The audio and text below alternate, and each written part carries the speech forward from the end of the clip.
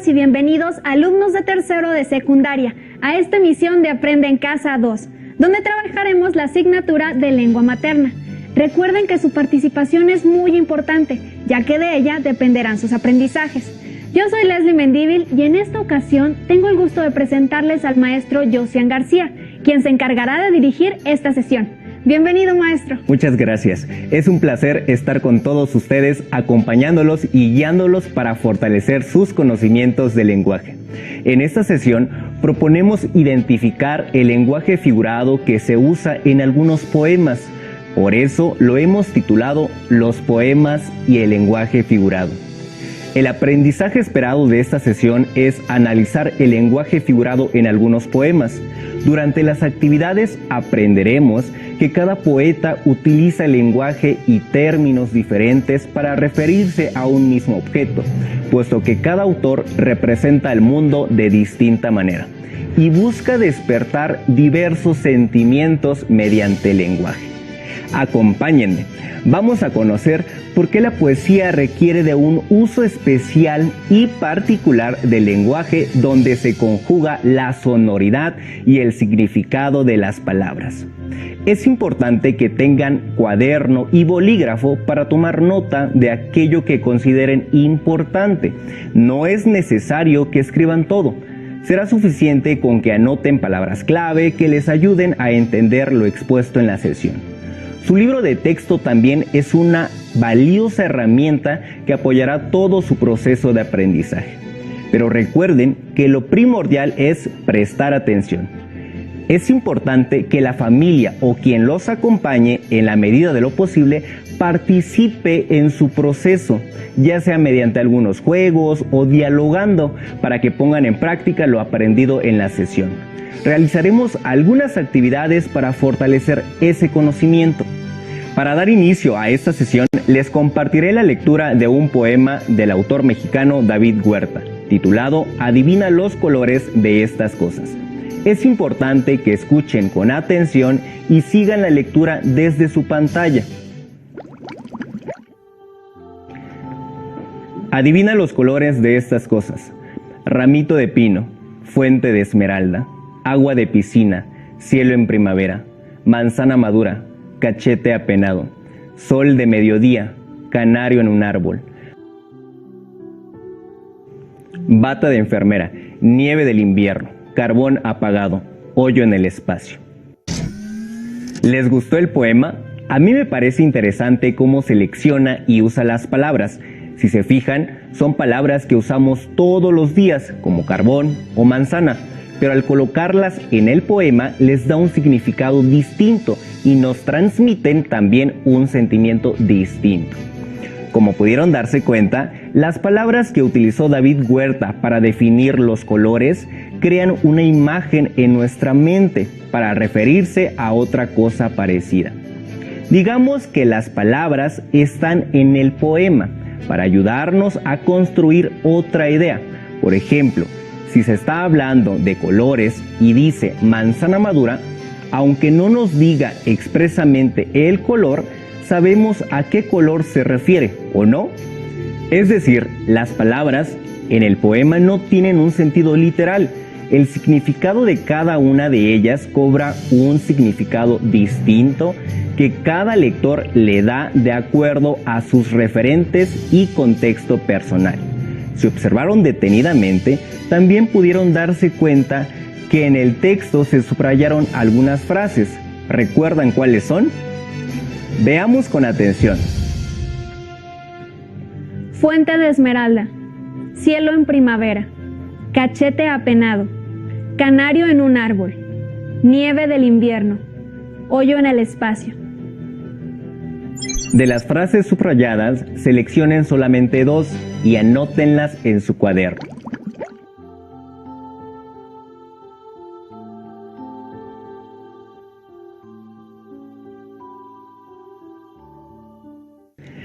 ¿Recuerdan cuál es el propósito de la sesión? Efectivamente, analizar el lenguaje figurado en los poemas. Pero ahora les hago otra pregunta. ¿Qué entienden por lenguaje figurado? Seguramente tienen una idea o quizás han escuchado lo que significa. Por favor, Tengan en mente esa información y compárenla con lo que les voy a mencionar. El lenguaje figurado generalmente hace referencia a la semejanza entre dos objetos y esta puede ser real o imaginaria. A través del lenguaje figurado, las palabras reciben un nuevo significado, alejado de su significado real y literal. Aunque el propósito de nuestra sesión está enfocado a analizar el lenguaje figurado en los poemas, es importante comentarles que este no es exclusivo del lenguaje poético, ya que en nuestra vida diaria utilizamos el lenguaje figurado cuando hablamos con nuestros amigos, con nuestra familia, aunque a veces no nos demos cuenta. ¿Se han percatado de esto? Les daré 3 ejemplos para profundizar en lo que estoy diciendo. Fui a comprar un celular y me costó un ojo de la cara. Cuando se hace alusión a la expresión un ojo de la cara, se refiere a que es muy costoso. Estando aquí afuera me estoy muriendo de frío. La expresión muriendo de frío indica que tiene mucho frío. Este es el fruto de nuestro trabajo. Se refiere a una recompensa obtenida. Así como estos, hay más ejemplos que podría mencionar del lenguaje figurado en nuestra habla cotidiana, pero imagino que ya han recordado algunas otras expresiones que suelen usar. Regresemos a nuestro propósito de esta sesión y continuemos aprendiendo del lenguaje figurado en el contexto literario, particularmente de los poemas. Presten atención al siguiente poema y traten de identificar el lenguaje figurado en el texto.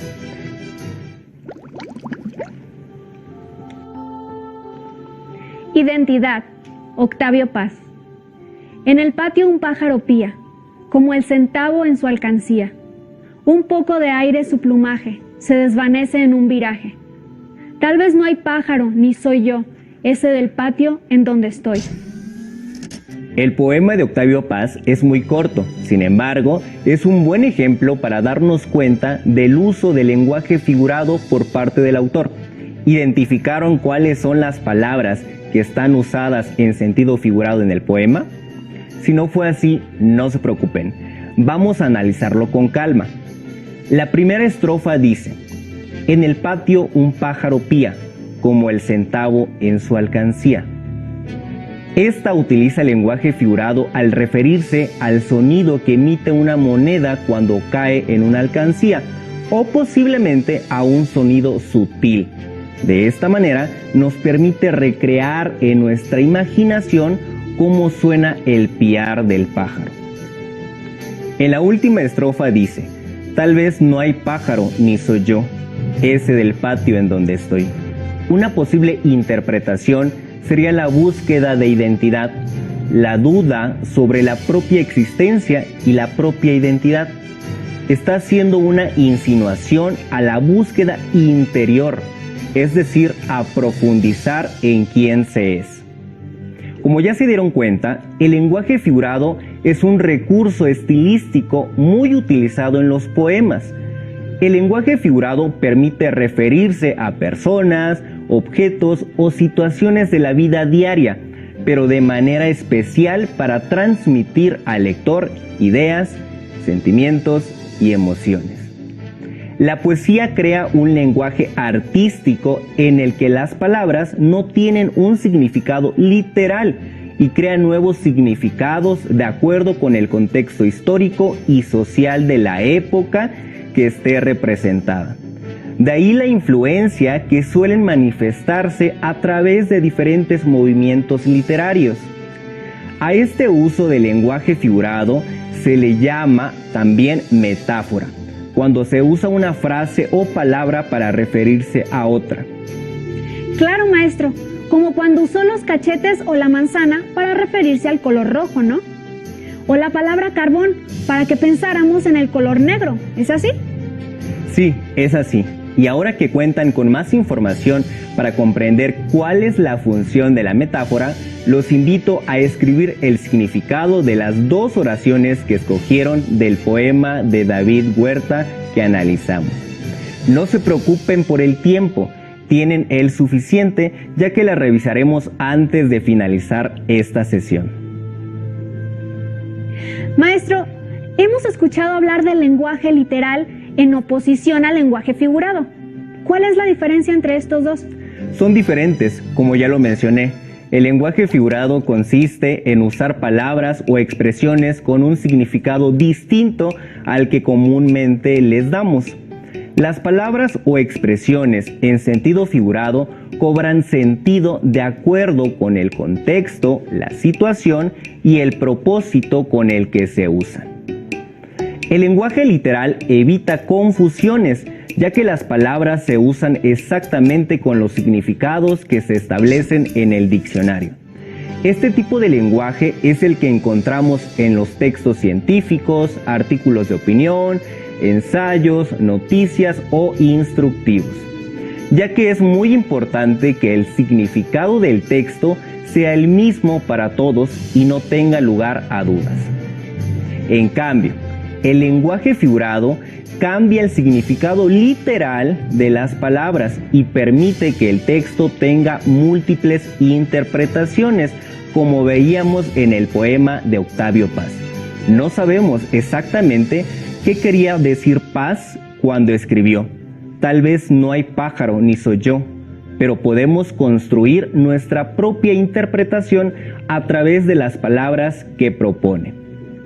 Algunos de los recursos literarios para crear el lenguaje figurado son la metáfora, de la que ya hablamos, y la hipérbole. Vamos a hablar de estas dos con más calma. La metáfora. Una metáfora es una expresión relacionada a un objeto o idea particular, pero que se aplica a otra palabra o frase para dar a entender que hay una similitud entre ellas. Por ejemplo, cuando decimos que tus ojos son dos luceros, nos estamos refiriendo a que los ojos de una determinada persona tienen un brillo igual a los luceros, a las estrellas. De esta forma tenemos que la metáfora es la palabra luceros, para resaltar que dichos ojos son hermosos. Veamos el siguiente poema para entender esta figura retórica. Yo apenas quiero ser humilde araña, que en torno tuyo su hilazón tejiera, y que como explorando una montaña, se enredase en tu misma cabellera. Si se dan cuenta, el autor maneja una serie de metáforas, entre las que existe cierta similitud. Por ejemplo, cuando dice: yo apenas quiero ser humilde araña, que en torno tuyo su hilazón tejiera. Aquí se hace referencia en un primer momento al deseo del poeta de ser una persona sencilla, hacerse pequeño con respecto de la otra, y después expresa su deseo de brindarle un abrazo, de envolverla en cariño. Y continúa: y que, como explorando una montaña, se enredase en tu misma cabellera. Podemos decir que, cuando dice explorando una montaña, posiblemente se refiera al cuerpo de la persona o a su cabeza, y se enredase en tu misma cabellera. Se refiere al estar tan cerca de la persona y ser tan pequeño que podría enredarse en su cabello de tan junto. ¿Qué te parecieron los ejemplos? Maestro, es muy curioso porque a mí no se me ocurriría decirle a nadie: te quiero tanto que quiero ser como una araña. Pues no. Pero cuando lo leo en el poema y escucho cómo lo explica Maestro García, me parece muy bonito. Cobra como otro sentido. Justamente de eso se trata. Los ejemplos que acabamos de analizar presentan un lenguaje figurado en el que la metáfora está presente. Posiblemente en los poemas que han leído tienen enunciados como los que analizamos. Veamos otro ejemplo. El ejemplo fue tomado de la obra de Miguel de Cervantes, en el capítulo 13 de la primera parte de Don Quijote de la Mancha. El autor construye la descripción de Dulcinea a partir de un conjunto de metáforas. Que sus cabellos son oro, su frente campos elíseos, sus cejas arcos del cielo, sus ojos soles, sus mejillas rosas, sus labios corales, perlas sus dientes, alabastro su cuello, mármol su pecho, marfil sus manos. Este pequeño fragmento también recurre a la metáfora. Lean las siguientes preguntas. No es necesario que las anoten, solamente lean y reflexionen su respuesta. ¿Qué sustituye el cabello rubio en palabras del autor? Muy bien, el oro. ¿A qué se refiere el autor cuando dice mármol su pecho? Perfecto, a que su pecho es blanco. ¿Con qué compara los ojos y por qué?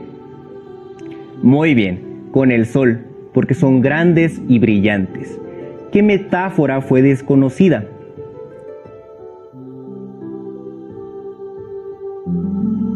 Si pensaron en su frente de campos elíseos, se refiere a que su frente es el paraíso, porque según la mitología los campos elíseos estaban junto al cielo. Sus cejas arcos de cielo se refiere a que son un arco tan perfecto como el arco iris. Perla sus dientes y marfil sus manos alude a la blancura de la piel y los dientes. Recuerden que cada persona puede dar una interpretación diferente dentro de los límites que nos dé el texto, pero puede que no sea así, o habrá ocasiones en las que tengamos la misma idea. Otro recurso que se utiliza en el lenguaje figurado es la hipérbole. Veamos en qué consiste. Hipérbole es una figura literaria o retórica que consiste en exagerar un hecho o una característica. Por ejemplo, la nariz del rey medía 1 metro, llueve a cántaros, me derrito de calor. Como mencionaba al inicio, en nuestra vida cotidiana empleamos constantemente el lenguaje figurado. Lo empleamos y mucho más cuando estamos enamorados. Pongan atención a los siguientes ejemplos.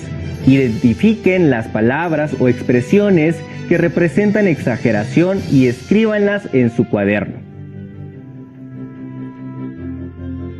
Identificar expresiones que representan exageración.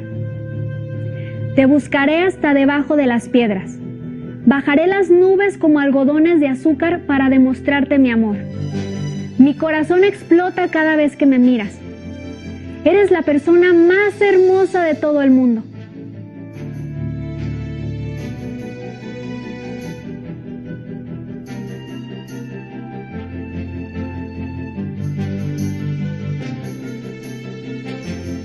¿Cuántas de estas frases representan exageración? Uy, pues yo creo que todas, ¿no, maestro? Si su respuesta fue que todas, efectivamente, están en lo correcto. Las 4 expresiones hacen alusión a la exageración. Desde que buscaremos hasta debajo de las piedras a una persona, cosa que no puede ser, porque no cabe, hasta lo de que explota el corazón, porque no explota en realidad, y así sucesivamente. Todas estas frases que pueden sonarnos familiares expresan exageración y pueden calificarse como hipérboles. Ahora que cuentan con más elementos, pongamos a prueba lo aprendido. Acompáñenme a escuchar un poema de William Blake titulado La mosca. La mosca. Pequeña mosca, tus juegos veraniegos mi atolondrada mano se ha llevado.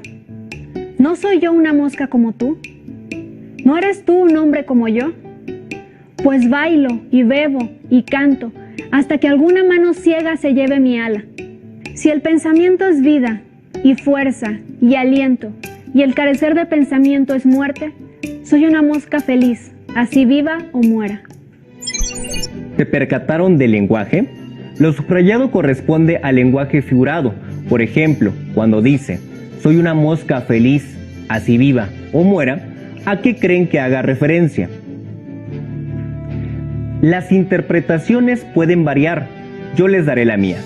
Posiblemente el autor trate de decir que sin importar cómo seamos, las carencias que tengamos, problemas u obstáculos que enfrentemos, tratemos de ser felices, ver el lado positivo a la vida y disfrutar lo que tenemos.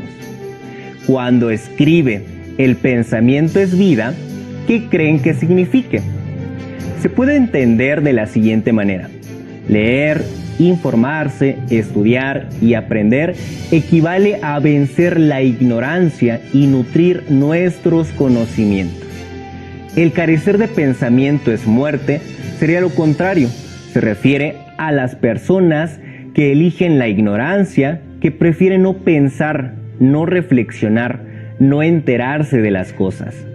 De manera general, el poema nos trata de decir lo corta que es la vida, lo poco que pueden durar las cosas, lo frágil del ser humano cuando se enfrenta a determinados obstáculos.